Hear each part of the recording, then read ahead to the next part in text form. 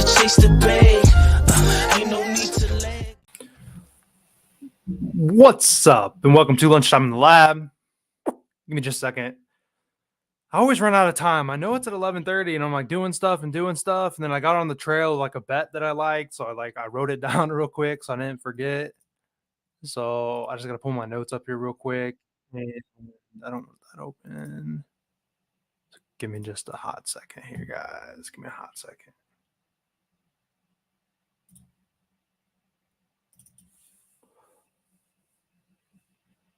For some reason, my Discord app won't open up either, which is kind of frustrating. About to restart the computer. I was going to try to share it in there to the Discord, but I froze up.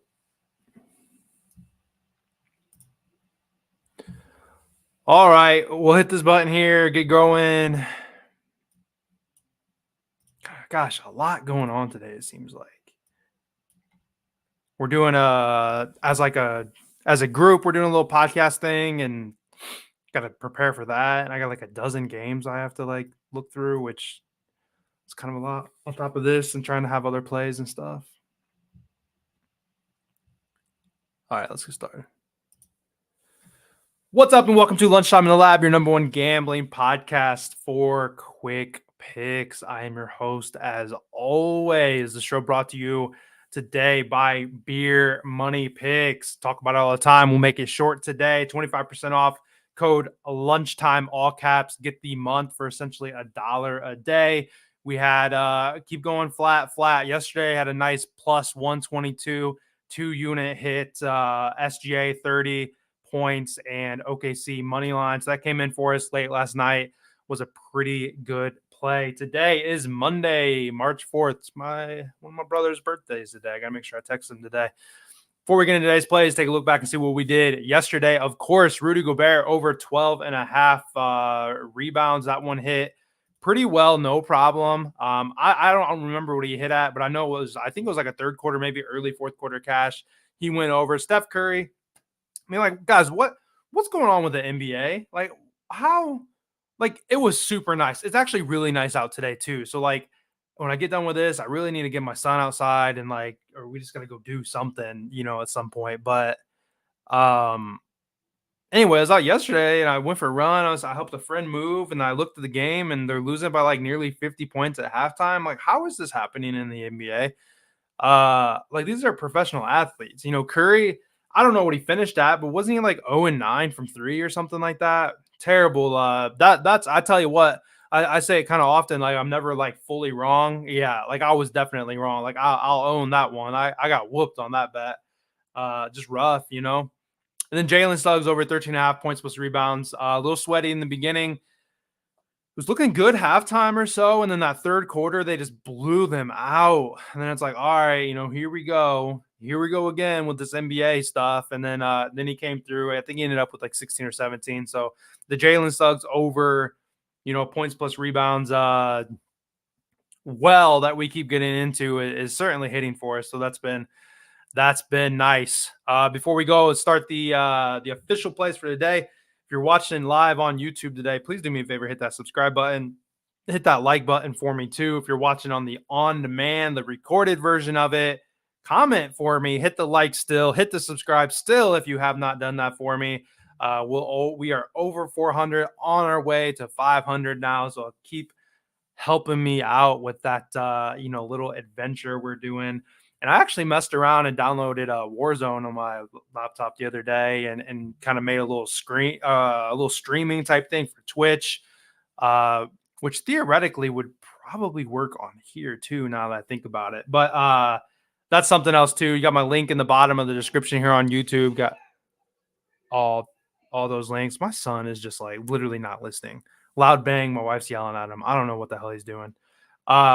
Frustrating dude.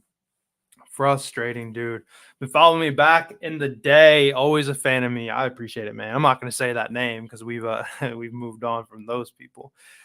But first play here. Kyle Kuzma over 23.5 points. Look at the graph here. Nothing overly exciting, but I like to try to have something. Something's always a little better than nothing. Sometimes there's just really nothing to show. He's hitting this in 50% of his last 10 games. When he goes over this line, though, you can see he goes over it pretty convincingly. When he misses, he's coming pretty close. He's not missing it by too much. But I tell you what, we're not really too worried about this isn't really a bet. Like I have one here in the near future that's he's hit this in 5 straight games and blah blah blah, and so on and so forth. This isn't that type of bet. This is a matchup type of bet. He gets the Jazz today, who are allowing the most points to power forwards on the year. They're allowing the most in the last 7, last 15, last 30, like you name it, whatever like stat you want to look at. The Jazz are giving up the most points to power forward. This is my first bet on Kyle Kuzma in this year, I think. I'm not a guy that I normally mess with. You don't bet on Wizards players too often, but I feel like this could be a close game. I think the Jazz are going to win this game, but I think it's going to be tight, and it's going to allow everybody on both sides to get plenty of minutes. The Jazz are going to be without Lowry Markkanen. They're going to be without Walker Kessler. They're going to be without who's the other guy? Otto Porter, I think it was. Olynyk's not there anymore. They're without 2 big starters. I think Kuz is going to have, his way with the Jazz team that they, at full strength, they already struggled to defend power forward. So what's to say that when they're without 2 starters, you have, Lowry, who's, what's he like plays like a 7-foot point guard, however tall he is. Losing some big defense there, some big athleticism, big scoring, too. But I think Kuzma is going to have a pretty all right chance here to go ahead and run up the score. Maybe somebody will piss him off on the internet. I don't know if you guys have ever seen that on Twitter. Somebody will be talking about how he's a bum or something like that, mad that he didn't hit a bet, and then Kuz will go out and drop 40 on their heads or something. It's kind of funny, and he'll respond to him and stuff, which is, it's kind of cool though. So first play is going to be Kyle Kuzma over 23.5 points. Second play, I'll tell you what, guys, I went back and forth with this one for a while. I was leaning towards this Hendricks guy, this power forward for the Jazz. But I felt his rebounds was a couple too high. And John Collins has just been such a supporter of the podcast for us. John Collins respects the coin for Lunchtime in the Lab. So I'm going to go, I pulled it down a bit. We're going to go John Collins, 10 rebounds plus the money line. This comes out to even money. We were at plus 103 when I messed with this one. Obviously, lines move around and everything. As I mentioned already, the Jazz are going to be shorthanded. This chart that I'm showing right here is without Walker Kessler. He's over this in 5 of his last 7 games this year without Kessler playing. Those 2 misses in between there, the most recently, in the middle of the green bars, Markkanen was playing. So I would certainly imagine that without him playing, there's just going to be so many board opportunities. And like I said, he's without Markkanen, he's without Kessler. Olynyk is gone. So, that guy that was playing off the bench, that was getting plenty of minutes, John Collins is going to have minutes today. He is going to be playing. He averages 33 or so minutes a game. If he plays at least 30 today, that hit rate, just goes way up if he's getting at least 30 minutes. And talk about like a great matchup. He's going against the Wizards on the year that allow the most rebounds to centers. And in the last 7, they're allowing the 4th most. So none of this like fluke stuff. 4th most, like they had a good matchup, whatever, that's kind of brought them down from the worst of the teams there, but still a fantastic matchup. And then as far as the money line goes,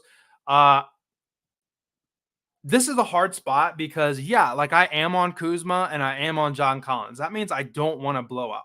However, I wouldn't mind if the Jazz win fairly comfortably. Just like last night, OKC was starting to run away with it. And it's like, all right, Suns, stay a little close. So SGA comes back in, and then all of a sudden Suns took the lead. And then now we're sweating, But hey, like that's a healthy sweat. We won the bet. And I think it's going to be okay today. I know that Markkanen is a big scorer, but you got guys like George, Sexton, Clarkson. Clarkson can have huge games at any point. George has been fantastic for them. So I think without, Markkanen, Kessler really wasn't really like a scorer or anything like that. I think we're going to be okay. I think we're going to be okay in the money line. So that second play there is going to be John Collins over 10 rebounds plus the money line for even money, my kind of bet. And then before we get into the third one, just like before, make sure you're hitting that like, make sure you're hitting the subscribe, help me out, everything like that. OKC money line shy for 30 was a sweat at the beginning of the fourth quarter last night. Yeah, it definitely was. I was watching it in bed, wanting to go to sleep, and then he came in and he ended up scoring, plenty of points. And the dude's good for 30 just about every game. It's just trying to bet on money lines recently have just sucked. It seems like in the NBA, you just don't know what's gonna happen.